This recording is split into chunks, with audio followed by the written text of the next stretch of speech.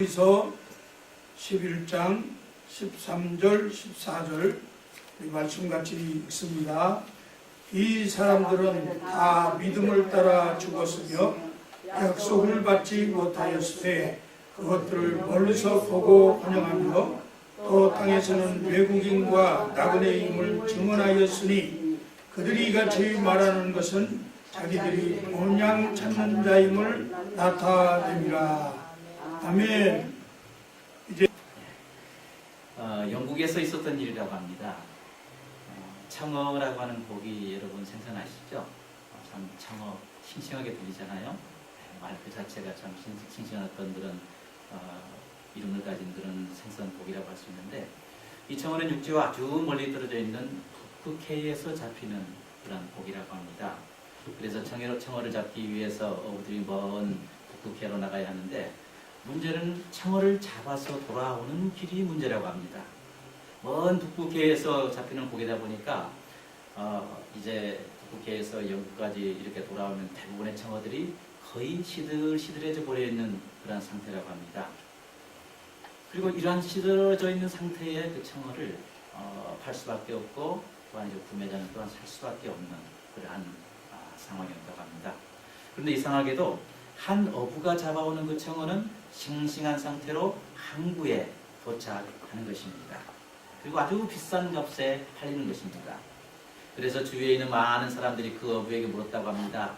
어떻게 하면 싱싱한 상태로 청어를 이곳 항구까지 가지고 올 수 있습니까? 라고 이렇게 물었다고 합니다. 그 어부의 대답이 무엇인 줄 아십니까? 다름이 아니고 청어를 넣은 큰 통 속에 메기를 몇 마리 풀어놓은 상태로 가지고 옵니다. 라고 이렇게 대답을 했다고 합니다. 무슨 말입니까? 원래 메기는 청어를 잡아먹는 천적의 관계라고 할 수가 있습니다. 이런 원리를 그 어부가 알고 청어가 있는 큰 통에 메기를 몇 마리 풀어놓았는데, 그러면 메기는 청어는 메기에게 잡혀먹지 않기 위해서 이리 도망을 하게 되고 저리 도망을 하게 되고, 그러다 보면 청어는 싱싱한 상태로, 아주 깨어있는 상태로 항구에 도착하게 된다는 것입니다. 이처럼 메기와 청어는 천적의 관계여서, 그래서 메기가 청어의 위협이 되는 것이 사실입니다. 그러나 청어는 메기로 인해서 싱싱한 삶을 유지할 수가 있고 자기 가치를 극대화시킬 수 있는 그러한 기회를 얻는다고 하는 것입니다. 마찬가지입니다. 지금 우리는 이민의 삶을 바로 이 미국에서 살고 있습니다. 디아스포라의 삶을 살고 있습니다. 그런데 우리가 살고 있는 이 이민의 삶, 다시 말해서 디아스포라의 삶의 환경은 우리를 극도로 힘들게 만들 때가 많습니다. 여러분들이야 다 오래 계셨기 때문에 이런 어려움은 없을 겁니다만은 맨 처음에 미국에 오면은 가장 먼저 겪는 큰 어려움이 뭡니까? 바로 언어 문제 아닙니까?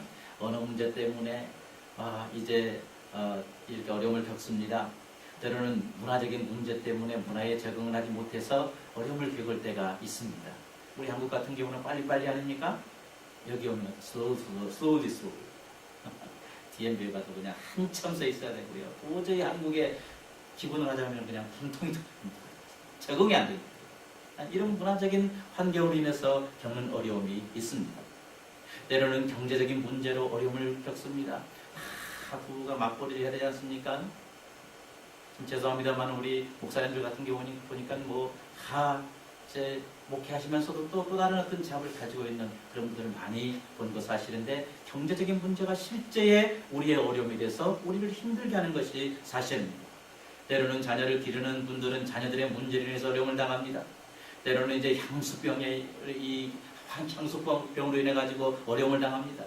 기타 여러 가지 문제로 이 어려운 문제들이 우리를 계속적으로 옥죄어 올 때가 많고 고통스럽게 할 때가 많습니다. 그뿐입니까? 디아스포라의 삶의 환경은 일상의 생활에 어려움을 줄 뿐만 아니라 신앙의 영역에서도 동일하게 우리에게 어려움을 주는 것이 사실입니다. 우리로 하여금 신앙의 길을 포기하도록 강요하는 그런 방식으로 어려움을 찾아올 때가 많습니다. 어떤 해결의 방법이다라고 그런 길을 선택했는데요. 알고 보니까 그 길은 신앙의 길과는 전혀 상관이 없는 그러한 방법으로 어려운 문제를 해결해 버린 경우가 많습니다. 다시 말해서 일상의 일반 세속적인 방법으로 신앙인이 바로 어떤 문제가 있을 때 신앙으로 인한 또 신앙의 원리에 의해서 어떤 어려운 문제를 해결해 나가야 되는데 신앙의 원리와는 상관이 없는 인간의 지극히 인간의 방법으로 어떤 문제들을 해결해 나갈 때가 많습니다. 그리고 한 번 해결하다 보니까 한 번을 그친 게 아니고요. 또 다른 어려움을 찾아올 때 사람은 한 번 하면 그게 또 가지 않습니까? 하나님의 방법이 아님에도 불구하고 아닌 것을 알면서도 불구하고 당장 찾아오는 이 어려움을 해결하기 위해서 또다시 세상적인 방법에 의해서 세상과 타협해서 어떤 어려운 문제를 해결하는 것이 사실입니다. 그리고 더 나아가서 신앙을 팔아버리는 그러한 경우도 있는 것이 사실입니다.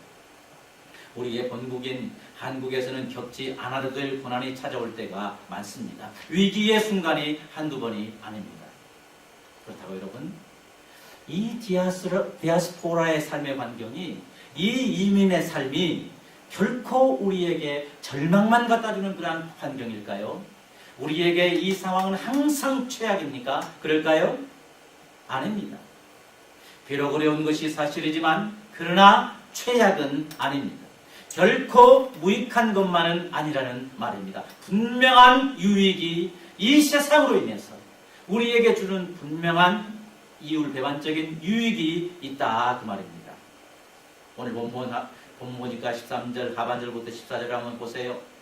이미 읽었습니다만 또 땅에서는 외국인과 나그네임을 증언하였으니 그들이 이같이 말하는 것은 자기들이 본향을 찾는 자임을 나타내미라 라고 이렇게 말씀했습니다. 이 말씀은 우리 그리스도인들의 그 정체성에 대해서 말씀해 주고 있는데요. 우리 그리스도인들의 이 땅에서의 정체성은 한마디로 말해서 본향을 향해 가는 나그네와 행인 같은 존재라는 정체성을 분명히 우리에게 교훈해 주고 있습니다. 그렇다면 이 말씀은 우리가 살아가는 이 땅이 궁극적인 안식처가 아니고 또한 우리에게는 분명한 본향이 있으며 동시에 현재는 이 땅에서 살아가야 되지만 나그네와 행인 같은 마음 자세로 살아야 한다고 하는 의미를 포함하고 있습니다. 더 나아가서 현재 우리가 살아가고 있는 이 땅이 그리스도인들에게 주는 특별한 유익이 있다는 사실을 미리 예고해 주는 그런 말씀이라고 할 수가 있습니다. 오늘 본문에 포함되어 있는 이 히브리서 11장 말씀은요, 우리가 잘 알고 있는 믿음의 장이라고 하지 않습니까? 믿음의 선진들이 살았던 나그네와 행인 같은 삶을 장난하게 보여주고 있습니다. 그 한 예로 오늘 본문 바로 위에 있는 히브리서 11장 8절로 12절에 그리고 이 본문 바로 아래에 있는 히브리서 11장 17절로 19절에 나오는 믿음의 조상 아브라함의 삶이 이 본문에 제시되어 있습니다. 이 아브라함의 삶을 한번 보시기 바랍니다. 히브리서 11장 9절에 보니까 이런 말씀이 있습니다. 믿음으로 저가 외방에 있는 것 같이 약속하신 땅에 우거하여 동일한 약속을 유업으로 함께 받은 이삭과 야곱으로 더불어 장막에 거하였으니라고 이렇게 말씀이 있습니다. 물론 아브라함은 하나님께서 지시하시는 곳, 다시 말해서 가나안 땅에 살았지만 그러나 그는 가나안 땅에 살면서도 항상 외방에서 나는 산다, 외방에서 있는 것 같은 삶을 살았다고 오늘 본문은 우리에게 증언해주고 있습니다. 여기 외방, 이 외방은요, 외국이다 그런 말입니다. 그리고 앞에 나와 있는 그 말씀으로 비유하자면 이 땅이라는 말과 동일한 그런 의미의 말이라고 할 수가 있습니다. 아브라함은 이 외방에서 나그네와 행인같이 살면서 얼마나 많은 고통을 당했는지 모릅니다. 그는 외방에서 말할 수 없는 육체의 고통도 당했습니다. 또한 심리적인 고통도 당했습니다. 더 나아가서 신앙적인 위기도 경험한 것을 볼 수가 있습니다. 창세기 10장에 보면은 아브라함은 그랄 지방에서 자기 아내 사라를 아비멜렉 왕에게 뺏긴 것을 볼 수가 있습니다. 아브라함이 아내 사라를 자기 누이다라고 했기 때문에요, 아비멜렉 왕은 당연히 누인 줄 알고 자기 것으로 취하기 위해서 사라를 자기의 방으로 취해서 가버린 것입니다. 아내를 뺏어버린 것입니다. 이 얼마나 아슬아슬하고 가슴 아픈 환경입니까? 자기 아내를 뺏겨버렸습니다. 어쨌든 이러한 사랑하는 아내 사라를 이방 땅 왕 아비멜렉 왕에게 빼앗긴 것을 볼 수가 있습니다. 가슴 아픈 상황입니다. 그렇다고 해서 이방인으로서의 아브라함은 아내를 위해서 이 아비멜렉 왕 주위에서 어떠한 행동도 어떠한 계획도 수행할 수 없는 그러한 막연한 어떤 그런 상황이 지금 놓여 있는 것을 볼 수가 있습니다. 생각해 보세요. 얼마나 자기 생명에 대한 위협을 느꼈으면 아내 사라를 누이라고 이렇게 소개했겠습니까? 바로 이런 상황에서 아브라함이 사라를 구하기 위해서 무슨 의사표시를 하거나 무슨 행동을 하는 순간 아브라함은 죽을 수도 있는 그러한 상황이었습니다. 이와 같은 일촉즉발의 상황에서 하나님은 직접 아비멜렉 왕에게 비상섭리로 개입하셨던 것입니다. 하나님은 아비멜렉 왕으로 하여금 사라에게 가까이 하지 못하도록 섭리하신 것을 볼 수가 있습니다. 그리고 아비멜렉 왕에게 사라를 돌려보내라고 강권적으로 하나님은 아비멜렉 왕에게 명령하신 것을 볼 수가 있습니다. 아브라함이 외방에서 겪은 그러한 고통입니다. 그러나 동시에 외방에서 경험한 하나님의 특별한 비상섭리를 경험했던 것을 또한 볼 수가 있습니다. 외방에서입니다. 그리고 창세기 22장에도 보면 아브라함은 하나님께로부터 독자 이삭을 번제물로 바치라고 하는 그런 명령을 받았습니다. 생각해 보세요. 아브라함은 이제 100살 나서 이삭을 얻었다라고 했는데요. 한마디로 이삭은요, 사람 말로 하면 늦둥이로 태어난 그런 아이입니다. 언약의 자손이었습니다. 늦둥이로 태어난 아들 이삭이 아브라함에게 얼마나 사랑스러운 존재였겠습니까? 아마 정상적인 나이에 자녀들을 낳는 분들이 다 여기 계셔서 그런지요, 늦둥이라는 그 말에 별로 안타까움이 없을 것이고 또 없어 보이는 것이 사실입니다. 저는 이런 경우를 보았습니다. 할머니인 줄 알았는데요, 손주 같은 아이가 자기 아이라고 자랑스럽게 말하는 그 할머니를 봤어요. 할머니인 줄 알았는데, 손주인 줄 알았는데요, 자기 아들이라는 겁니다. 사람들로 하여금 죽책박하지라고 이런 말을 들을 수 있는 상황에도 불구하고, 그러나 할머니는 그런 시선 따위 아랑곳하지 아니하고 아주 자랑스럽게 바로 내 아들이라고 이렇게 말하는 것을 보았습니다. 늦둥이에 대한 애착이 바로 여기에서 나타난 거라고 생각합니다.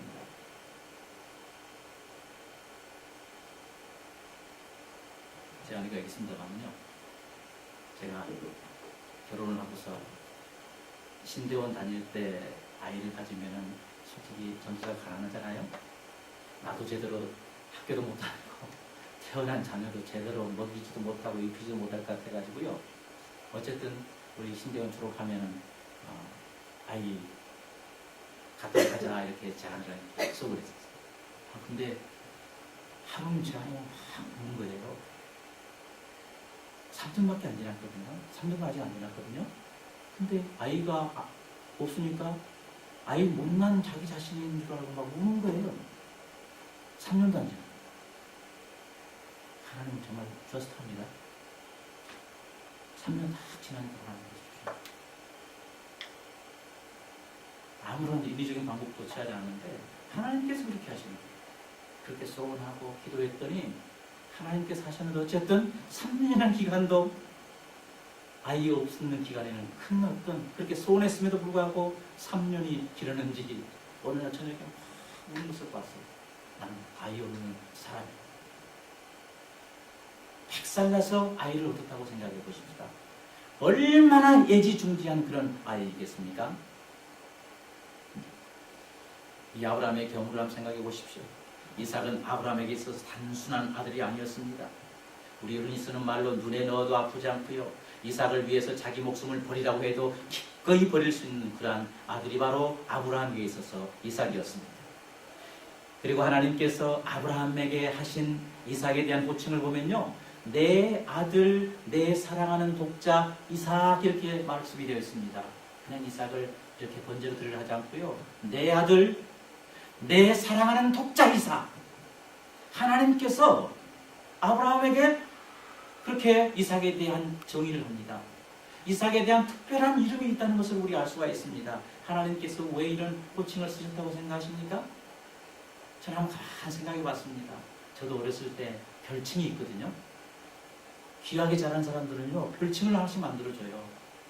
제가 잘난 건 없지만 어떻게 하다 보니까 독자로 제가 태어나가지고요. 할머니부터 시작을 해서 할아버지부터 시작을 해서요. 저에 대한 노래도 있습니다. 찬미 가사가 있다니까요. 하나님께 망령될지 모르지만 저에 대한 노래까지 할아버지 할머니가 지어놨어요. 특별한 존재인 것 사실인데 그런 입장에서 한번 생각을 해봤습니다. 왜 하나님께서 아브라함에게 이삭에 대해서 이제 번제로 바치라고 할 때 그냥 이삭 바쳐라 하지 아니하고 내 아들, 내 사랑하는 독자 이삭 이런 표현을 했을까 한번 생각해 봤습니다. 아브라함은요, 너무 소중한 늦둥이 이삭을 다른 사람한테 소개할 때 내 아들 이삭이라고 저는 그렇게 소개하지 않았을 거라고 생각해요. 사람들한테 소개할 때 너무너무 이삭이 좋기 때문에요. 내 아들, 내 사랑하는 독자 이삭, 내 아들, 내 사랑하는 독자 이삭.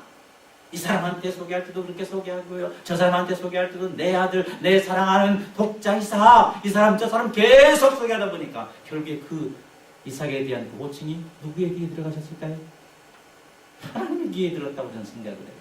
아하, 하나님께서 안 되겠다. 테스트 한번 해봐야 돼. 사람 우상에 빠졌다는 그런 현상 아닐까? 하나님께서 이런 생각을 하시는지 몰라요. 그래서 하나님은 이제 결국에 이 아브라함에 대한 시험의 필요성을, 신앙의 점검을 해볼 필요성을 느끼고 아브라함을 찾아와서 내 아들, 내 사랑하는 독자 이삭을 모리아산에서 번제물로 바치라 라고 이렇게 명령하신 것입니다. 그것도 아브라함이 직접 제사장이 되어서 아들 독자 이삭을 죽여 번제물로 바치라고 하나님께서 명령하신 것입니다. 이 상황을 인간적인 측면에서 본다면 기가 막힐 상황입니다. 이는 충분히 절망할 수 있는 그러한 상황입니다. 물론 구속사적인 측면에서 단순히 이게 뭐 순종, 번제물 이런 개념 들지만 구속사적인 측면에서 큰 의미가 있는 그러한 내용입니다. 그것은 이제 다음에 우리 목사님께서 설교해 줄 줄 믿고요. 단순히 이 인간의 육정이라는 측면에서 한번 보자면요, 이것처럼 기가 막힐 상황이 없을 것입니다. 제가 옛날에 한국에서 한 20한 5, 6년 정도 이렇게 부목사, 교구 목사 이렇게 사역을 하고 왔는데요. 신방을 하다 보면 한 사람은 어느 정도 저런 사람 많이 만나잖아요. 그 중에서 이제 자식을 먼저 보낸 분들이 있습니다.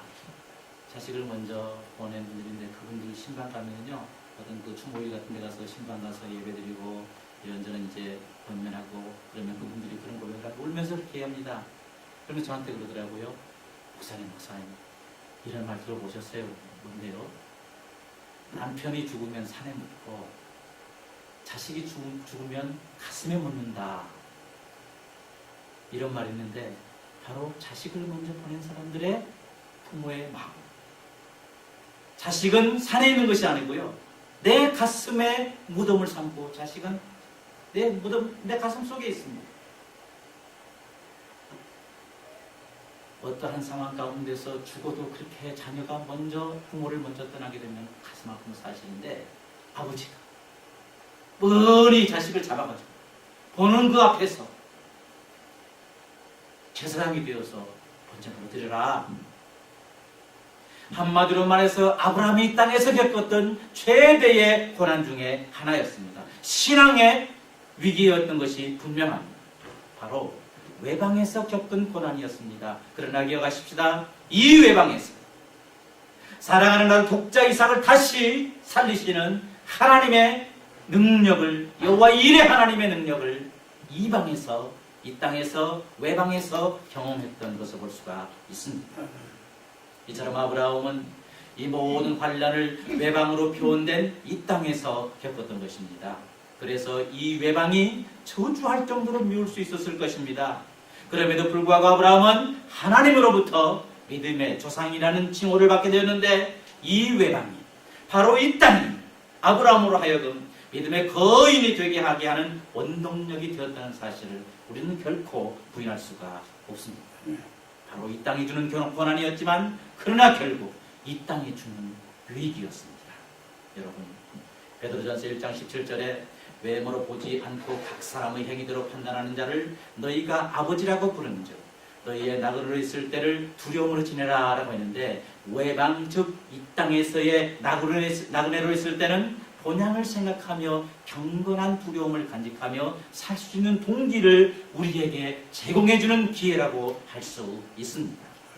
그리고 베드로전서 2장 11절에 보니까 사랑하는 자들아 나그네와 행인 같은 너희를 권하노니 영혼을 거스려 싸우는 육체의 정욕을 제어하라라고 했는데요. 이처럼 외방에서의 나그네와 행인 같은 삶의 환경은 본향을 그리며 육체의 정욕을 제어하는 훈련을 받는 훈련장이라고 말씀드릴 수가 있습니다. 이미 경험한 대로 이 디아스포라의 환경, 즉 외방, 이 땅에서의 이민 생활은 우리에게 분명 어려움을 주는 것이 사실입니다. 본국에 살 때에서는 상상할 수도 없었던 문제들이 다가올 때가 많습니다. 그러나 이러한 이 외방에서의, 이 땅에서의 나그네와 행인 같은 삶의 환경은 본향을 향해 나아가는 우리에게 현실에 안주하는 것이 아니고 전성을 바라보게 하는 동기의 장인 것이 분명합니다. 현실적으로 어려운 것이 사실이지만 그러나 신앙적인 측면에서 훨씬 더 유익한 환경임을, 이 땅이 더 훨씬 유익한 환경임을 알 수가 있습니다. 그렇다면 우리는 본국에 있는 사람들보다 더 우월한 신앙적인 삶의 환경 가운데서 살고 있다는 확신을 가질 필요가 있어요. 한국에서 살아가는 사람들보다 더 영적인 측면에서 더 나은 아름다운 환경에서 살아가고 있다는 이런 확신과 자부심을 가질 필요가 있습니다. 그리고 이 디아스포라의 삶의 환경에 오히려 더 감사할 필요가 있고, 또한 그 이유도 충분할 수 있습니다. 이 땅은, 외방은, 이 세상은 하나님의 창조의 산물이었습니다. 그리고 보시기에 좋았더라 하는 대상이 바로 이 세상이었습니다. 그러나 이 세상은 아담의 또한 하와의 타락으로 저주를 받고 왜곡된 대상이 되어버렸던 것을 또한 우리 볼 수가 있어요. 그래서 조직신학자 헬만 리델보스는 이 세상에 대해서 정의할 때 그리스도 밖에서 죄에 의해 지배되는 구원받지 못한 삶의 총체라고 이렇게 해석한 것을 볼 수가 있습니다. 구체적으로 말하면 세상은 죄로 오염된 세계의 총체다라는 의미입니다. 그뿐 아니라 이 세상은, 이 땅은 경건하게 신앙으로 살려고 하는 백성들에게 끊임없이 대적해왔던 것도 역사적인 산물인 것을 우리가 알 수가 있습니다. 여러분, 그럼에도 불구하고 이 땅은, 이 세상은, 외방은 그리스도인들에게 이 세상에 안주하지 않고 본향을 끊임없이 갈구하게 하는 나그네와 행인 같은 실존 의식을 선물해주는 곳이기도 하는 것입니다. 그렇다면 영적으로 볼 때 이 땅은, 이 세상은, 외방은 결코 열악한 장소만은 아닙니다. 믿으시길 바랍니다. 오늘 보면 16절에 저희가 이제는 더 나은 본향을 사모하니 곧 하늘에 있는 것이라. 그러므로 하나님이 저희 하나님이라 일컬음을 받으심을 부끄러워 아니하고 저희를 위하여 한 성을 예비하였느니라 라고 말씀하고 있습니다. 이처럼 우리 본향은 하늘에 있는데요, 이 하늘에는요 무궁무진한 보화가 있다는 사실을 계시록 21장에 보면 알 수가 있습니다. 덥고요, 경도 없고요, 고통도 없고요, 다 기는 황금 피부라고 그랬어요. 이 수정 같은 성으로 벽옥으로 성벽에 쌓여있다고 그래. 그 우리가 살 곳인데요, 그렇게 아름다운 곳입니다. 솔직히 옛날에 우산 보니까요, 이태리에서 목욕탕에 좀 금 맺기 해놓은 그런 어떤 욕시설 그런 것을 이렇게 목욕탕에 자기도 집에 목욕탕에 이렇게 설치했다고 해서 그것이 뉴스가 돼가지고 사회적인 어떤 도덕적인 어떤 뭐랄까요, 무책임이라고 이렇게 하면서 막 뉴스에 나온 것 같습니다. 그 화장실 안에 금맥기 몇 개 났다고 그냥 그 뉴스 돼가지고 부정적으로 막 이렇게 터뜨린 걸 봤는데요. 하늘나라는 이 아스팔트가 아니고요, 땅이 그냥 이 땅의 길이 정금길이래요. 그런 곳이 지금 기다리고 있습니다. 얼마나 좋은 본향입니까? 이 본향은 누가 소유할 수 있습니까? 이 땅에서, 외방에서, 이 세상에서. 힘들지만 그러나 본향 바라보고 나그네와 행인 같은 이러한 정체성을 가지고 주님 말씀대로 살고 이상 어려움을 이기고 어려움이 찾아오지만 오히려 뭡니까? 합력해 선을 지을 곳으로 만들어서 믿음으로 살아가는 사람들에게 주어지는 그러한 곳이라고 분명히 선언하고 있습니다. 우리 그리스 안인 침례교회 성도님 한 분 한 분, 목사님 비롯해가지고 다 분명히 제가 이런 설교를 안 해도 분명히 본향을 향해서 나그네와 행위 같은 이런 정체성을 가지고 살아가는 여러분이신 줄 저는 믿습니다. 그 믿음 변치 않고요. 아무리 이 세상이 어렵다고 할지라도 우리는 결코 본향 바라보는 이 신앙 포기하지 말고, 어려움이 있다고 할지라도 이 어려움이 결코 합력해서 내게 유익이 된다는 사실을 알고, 오늘의 이 어려움, 혹시 개척교회 하다 보면 또 지칠 때도 있는데요, 그것조차도 하나님은 나에게 결코 합력하여 선을 이루신 분명한 은혜의 요소로 사용할 것이라고 하는 이 사실을 믿고 한 걸음 한 걸음 기쁨으로 본향인 천성의 한 성을 향해서 끊임없이 나갈 수 있는 그런 우리 모두 되시기를 바랍니다. 미국 생활 어렵습니다. 다 유익한 거예요. 한 가지 예만 드릴게요. 제가 아는 어떤 분은요, 미국에서 3억을 털어버렸어요. 한국에서 이제 투자 이민을 왔는데요, 또 그 집에 살았대요. 근데 결국에는 3억을 문분히 보는 앞에서 다 그냥 잃어버린 거예요. 미국은 저 잘 모른다마는 이 사람이 나 돈 가져갔다고 해서 막 이렇게 막 해코지하고 막 피해를 주면 오히려 그 사람이 피해자인데도 그 순간에는 피해를 줬다고 죄일에 간다면서요. 그런다고 그러더라고요. 뻔히 또 3억 잃어버린 거예요. 정말 저는 옛날에 그 미국 오려고 99년인데요. 제가 930만 원 잃어버렸거든요. 결국에는. 네. 930, 그때 99년도 참 큰 돈이었어요. 저같이 가난한 사람한테. 여기는 돈 잃어버리고 미국도 못 얻었던 그런 상황이 되면서 저는 그냥 한국에 살면 되지 않는가 보다 싶어가지고 그냥 박사하기 전에 한국에 살아버렸는데요. 930만 원 잃어버리고 얼마나 가슴이 아팠는지 몰라요. 3억을 잃어버렸대요. 근데 그 형제님의 고백이 너무너무 우리에게 도전을 줍니다. 내가 만약에 이러한 어려움을 당하지 않았어요. 그런 한국에서 불교를 신봉했던 사람입니다. 미국에 와서 이와 같은 어려움 당하지 않았으면 나는 하나님 믿지 못했을 거예요. 3억 잃어버렸지만 하나님 안에서의 그의 삶은 너무너무 행복한 거예요.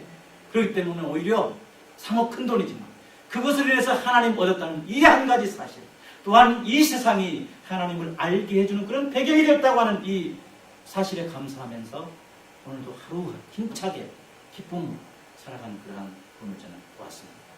로마서 8장 28절에 말씀하십니다. 잘 아시는 말씀입니다. 우리가 알거니와 하나님을 사랑하는 자 곧 그 뜻대로 부르심을 입은 자들에게는 모든 것이 합력하여 선을 이루느니라. 아무리 열악한 이민 환경이랄지라도 우리를 사랑하시는 하나님께서 열악한 환경까지도 주님께서 손으로 꼭 붙잡고 합력해서 선을 이루시는 그러한 상황으로 만들어 주실 것이기 때문에 우리는 오늘도 그 하나님 붙잡고 믿음으로 기쁨으로 주님 주실 그 선의 어떤 결과를 바라보면서 본향을 향해서 오늘의 슬픔을, 오늘의 아픔을, 고통을 이기면서 한 걸음 한 걸음 천성을 향해 나갈 수 있는 우리 모두 되실 수 있기를 주님의 이름으로 간절히 축원합니다.